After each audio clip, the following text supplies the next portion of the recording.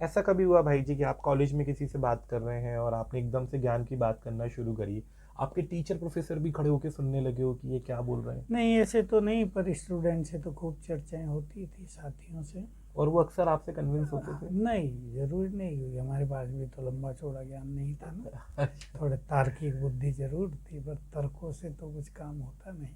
खूब तर्क किया करते थे, फिर थक जाते थे। ये तो भक्ति होता था। भक्ति में भी भाई जी आप थे उस वक्त, नहीं, साइमल्टेनियसली मंदिर जाना? भक्ति या मंदिर आदि हम लोगों का नहीं होता, आर्य समाज में कम होता है बहुत। मूर्ति जी पूजा को वो स्वीकार नहीं करते। जी। हाँ, तो लेकिन वैदिक परंपरा को स्वीकार करते हैं? हाँ, वो उनकी दूसरी है, यज्ञ हवन करना और दूसरी परंपराएं हैं। भाई जी जब आपका कॉलेज क्लियर हुआ, फिर आप ब्रह्मा कुमारी से कैसे कनेक्ट हुए? वही वहीं से हो गए थे, और फिर मैं यहाँ आया था, बाबा थे तब साकार में।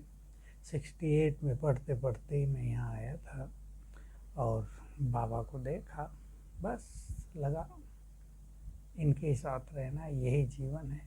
और ये तो मुझे बाद में पता चला कि बाबा ही मुझे खींच रहे थे।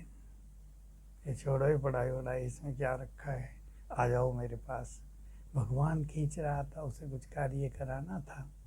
तो ये तो मुझे बाद में पता चला, पर बाबा को देखते ही बहुत बड़ा खिंचाव हो गया। लोकल जो आपका सेंटर था, जहाँ पे आप रहते थे, वहाँ पे आप कनेक्ट हुए पहले? नहीं, सेंटर वहाँ था ही नहीं।